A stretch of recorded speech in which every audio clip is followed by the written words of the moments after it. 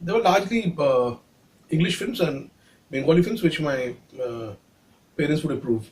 We were not allowed to watch Hindi films. Uh, so there was always a desire to watch Hindi films because that's we used to hear from our friends, but my parents never allowed me. So only after I did my class 10th, I was allowed to go and watch a Hindi film in the theater. Once I think I went and saw, I went to for a vacation um, in Bihar, my cousin's place, and I went and saw Satya Pe Satyavati. That was the only Hindi film I'd seen. But I used to hear about Hindi films. Amitabh Bachchan was a huge rage. Even without seeing his films, I was a big fan of him. Um, but we were exposed to a lot of Hollywood cinema, and a lot of uh, what my parents thought good cinema was. My father was a member of a film club, so we used to go for club screenings. So we were bit exposed to all of that, and we were exposed to a lot of theatre. My father was actively involved in group theatre in Calcutta, so we used to watch a lot of theatre.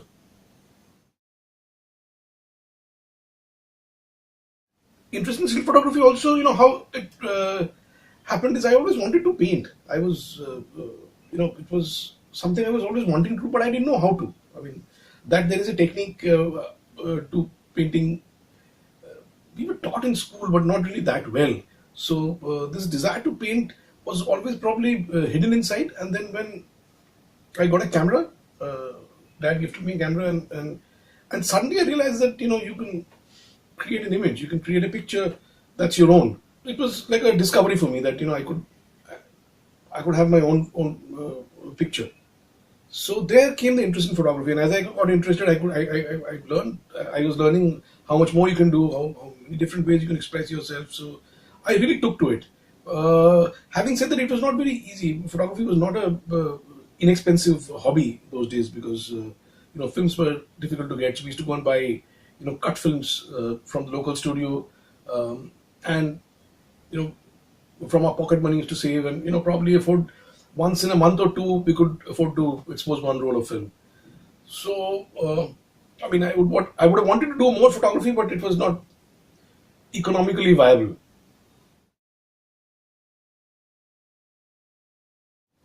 So my brother had joined film school, FTI Pune, and so I got to know that there's something like that. By this time, I was graduating from Kolkata, and I was watching a lot of cinema. I was also doing a lot of photography. Uh, so there was a kind of a natural interest going towards that cinematography was something that was deeply attracting me. And because of my brother's going to FTI, I got to know that there's a cinematography course in FTI. So I was targeting for that. Yeah. So I mean, I didn't really train before going to FTI. I was to take pictures and see films and read about films as much as I could. And then the real training I think started once I went to FTI. It's an extensive 3-year course, which I learned a lot about cinematography. But that training is still going on. I mean, I'm still learning every day.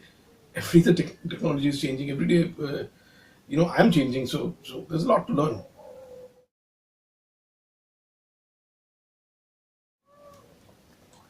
I personally have not assisted anyone. At a time when I had to take the decision that whether I stay back in Bombay and I assist some senior DOPs, or I go back to Kolkata and do some independent work. Independent work probably for me at that stage was easier to find in Kolkata. I did that because I thought I would grow more by doing independent stuff. Having said that, I mean, it's also you can learn a lot by assisting. I wish I'd assisted somebody. I would have. By the time I was doing my first feature film, I was really feeling that I don't have experience, and I wish I had assisted someone to get more hang of things. So this is something that I had to learn on my own. For me to choose a script, I don't know. I uh, when I read a script, I kind of see a film, and that film that I see, if it's a film that I enjoy watching, then I do it. If I mean, but then I also am interested in a lot of films, and uh, in a lot of films, the content might interest me, but they may not be much for me to do. I'm also looking at opportunities of where I can push my craft, where I can expand my ideas. So one is also looking at those things. But yeah, instinctively, if the script excites me, then I do it. But people like us who do only cinematography for a living, it I'm giving you a very practical side of it. It doesn't always it always isn't possible for me to choose a script and say that okay, fine, I have got 5 scripts or 10 scripts and I pick up this one. That always doesn't happen. One film gets over and I have to pick up another film because I need to earn my livelihood from this. So what happens is when one film gets over, and you have to look for what are the films available. And I mean, not that all the time you get a choice. Probably now I get little more choice. In the earlier stages of your career, you have to do what you have to do. The thing is that because of the situation you're in, you're probably having to do a film because there is no other choice. And I have also quite often done films which I thought were not great scripts, but I had to do because I had to earn a living. Uh, what I do is, I even if I don't like the script tremendously, I try and believe in it as much as possible. I look at how I can make it better, how I can make it visually very striking, and I sincerely work at that.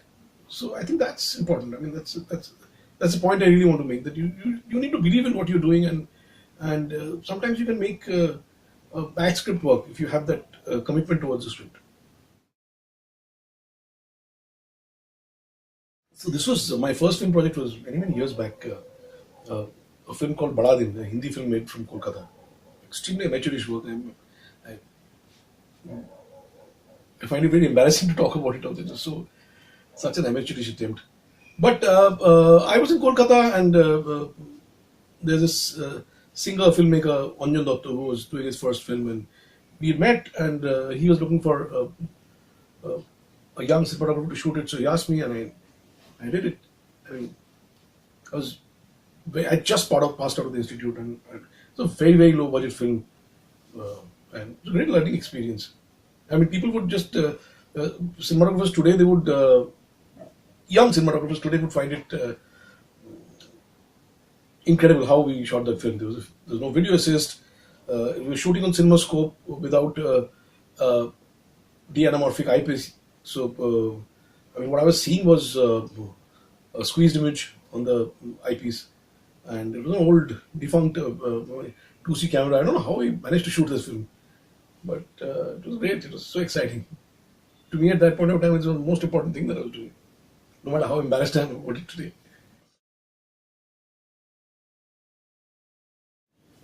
Intuitive, of course, intuitive, because what you have to learn is how to execute your ideas. That's a craft. So I think it's there are two parts to it. One is your intuition, your imagination, where you kind of visualize a scene, and that's one part of it, your visualization. The other part is how do you execute your visualization. That execution is craft. That's something you have to learn. You might get the most brilliant ideas, but you need to know how to translate that idea onto screen. But instincts are very important. There are ideas that come to your mind, and you just need to be instinctive to follow that. When I read a script and I go through the scenes, I try to find every scene. I try to. What I mean is that I try to throw every scene out of the movie, and I kind of question myself, and sometimes I question the director. That what if we throw this scene out of the movie? What happens? What do I lose out on? And you either lose out on information or you lose out on emotion. So then that kind of guides you. I mean, if you know that okay, no, this scene needs to be in this film because it is providing either an information or an emotion. And okay, if it's an information, then you know what information. If it's an emotion, then you need to keep that in mind. I try to keep that in mind. That okay, this is the emotion that this scene needs to bring. Now, when I'm shooting the scene, necessarily you don't have to remember that and try to I think you're guided by an instinct. This is an idea that's there in your mind, and then your instincts guide you. You So I really believe in that uh, sense of being instinctive, because and so many times we're improvising. I'm seeing an actor do something. I'm seeing a director change something, and I also like to be instinctive, and I like to be to improvise based on my instincts. But the craft is very, very important. I mean, that learning is very, very important about how to execute your ideas. I when a film releases, I think we should pay little more importance to criticism than appreciation, because this is the time to realize your mistakes. This is the time to look all the places that you goofed up and how you can improve. So I give more importance to the criticisms and the appreciations. Appreciations are nice. It's very inspiring, particularly when it comes from your fraternity and your peer group. It's very nice. I mean, we had a screening for a lot of the DOPs. All my DOP friends, they came and they saw, and it's fantastic to share a film with them. Um, the However, I think the most important appreciation for me on a film comes if I think my director has got what he wants, and if if Sanjay, after watching the final copy, comes and gives me a hug, that's all the appreciation that I need. Eventually, it's like you're really shooting for the director, and like it's such a big responsibility and such a big trust that he's putting on you. That's such an important thing. I seek my inspiration from everyday life. Every day, you're seeing so much. You're experiencing so much. So many visuals, so many sights, so many sounds, so many faces, so many emotions. I think all this inspires me. This life itself inspires me a lot. Uh, and that apart, I read a lot. Uh, I'm an avid reader. I have to read something every day before going to sleep, and a little bit in the morning. So a lot of my inspiration comes from literature, from the writings of Bibhutibhushan Bandyopadhyay, Rabindranath Tagore, Shunin Gangotpadhyay, Marquez.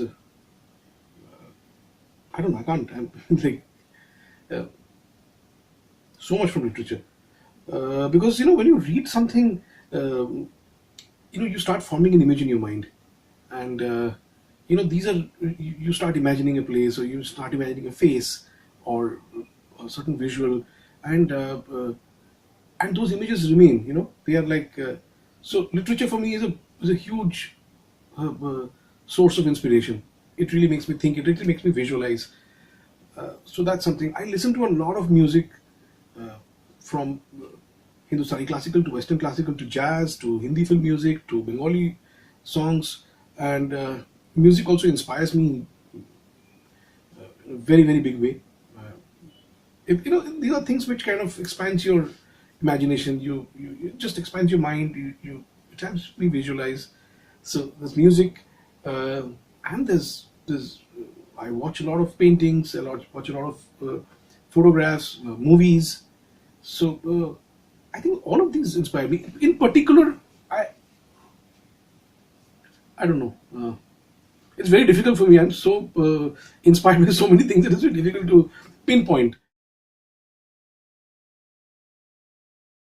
I'm supposed to be doing a biopic on Balasaheb Thackeray, which is going to be directed by Abhijit Phanse. So that's the next film that I'll be shooting. Uh, so this is a film which is set in the 60s and the 70s. So it's very exciting to recreate Bombay of the 60s and 70s, and it's wonderful. I'm working on it right now. I'm looking at a lot of old photographs, and uh, the cities look so different. I mean, I'm very excited to try and recreate that. Oh, That's a very difficult question. Dream project. Every project that I'm doing is a dream project for me. Uh, unless I dream that this is the one that I'm doing, this is my most ambitious, most exciting project, I can't shoot a film. So to me, the one that I'm shooting now is my dream project. I don't know, like it's a little difficult to say. There are so many of them that I want to do. I want to a lot of genres I still haven't touched. I want to do those. Uh, when I read a book on Ram Ki Bej's life, or Vibhuti Bhushan's life, or Rabindranath Tagore's life, or Chaplin's life, these are very very exciting minds which uh, had grown to that extent because of what the world they experienced, the kind of experiences they had in their life. So something like some artist who I really look up to, a biopic on him, just to try to capture what was the world around him, uh, that inspired him to create his art. That would be something. I mean, if somebody asked me to do a biopic on Vibhuti Bhushan Bandyopadhyay, I would be very excited because he grew up in a very very beautiful world, and that world inspired him, and what he in his art, in his literature, what he's spoken about preservation of nature, and I think those are very very important things in today's world. One needs to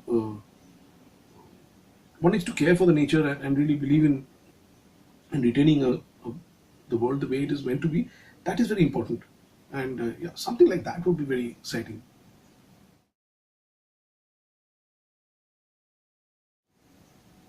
Most memorable blunder, so I am doing blunders every day like, on the shoot. A lot of it is seen on screen, a lot of it is not seen. We kind of try and make up, but even if you see Padmavat, there's a whole lot of blunders, a whole lot of things. When I look at it, I know there are blunders. I cringe. There's one sequence where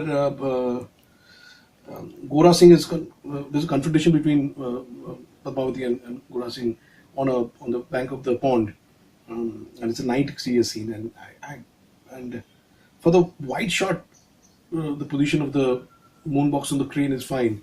For Deepika's angle, it's fine, but for Gora Singh's angle, I wished I'd moved the crane on the other side, and there was no time. I couldn't do it, and so these are blunders. Everything is like there are so many blunders that you do.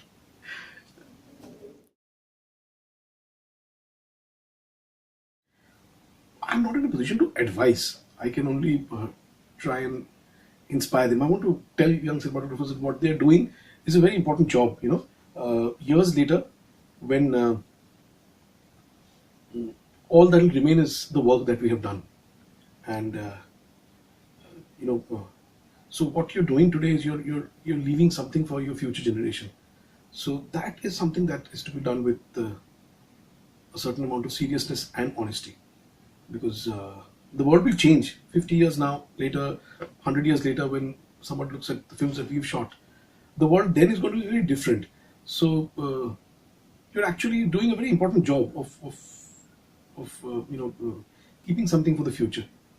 So it's a very privileged job, and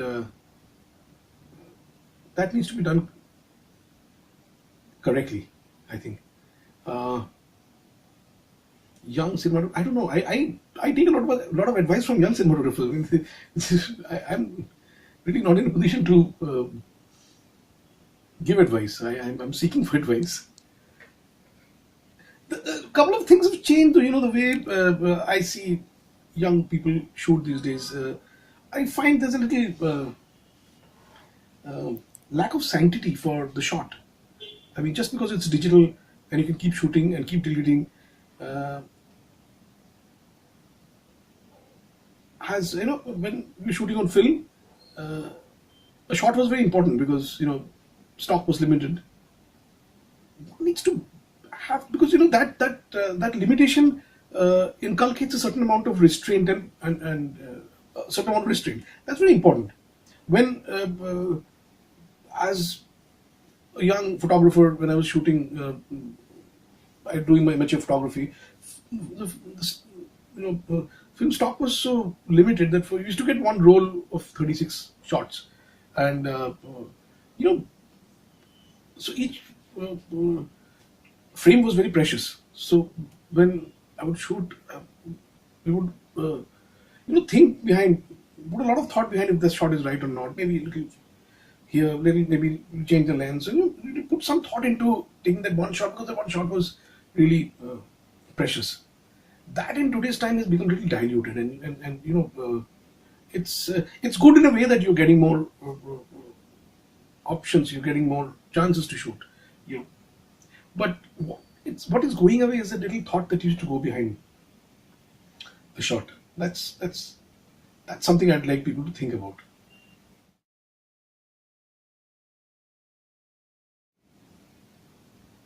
I'm right now. I'm reading quite a few things at the same time. So I'm reading a travelogue written by Shringo over there, and there's a there's a there's a Bengali book called Kudrat Rang Birangi. It's written by Kumar Prasad Mukhopadhyay. It's a book on Hindustani classical musicians. That's something I'm reading right now. I'm listening to all kinds of music. I mean, I'm recently trying to collect a whole lot of Rahul Dev Burman albums on vinyl from old record shops. That's something he's a very, very important artist, and I love listening to Rahul Dev Burman. And a lot of jazz, a lot of Dave Brubeck and Miles Davis. I don't know how I don't know to say how exactly it helps me. It's just nice to be a part of a community of cinematographers. I find maximum comfort when I'm around cinematographers. I find they are people who understand me. They are people who are my friends, and it's a beautiful community where you share what you do. There's a lot of positivity in the community. So it's just nice. I mean, it's just nice to be a part of that group. Professionally, I don't know what it helps me. It just but also it's like some kind of a you have Anil as the head over there, and it's really nice to have people like Anil and Mahesh and Kiran and all these senior people who's always been so inspiring and in a sense protective. You always feel that that it's there, Vaika is there, and these my seniors are there. If something goes wrong, they'll help me out. It's just a feeling of an umbrella.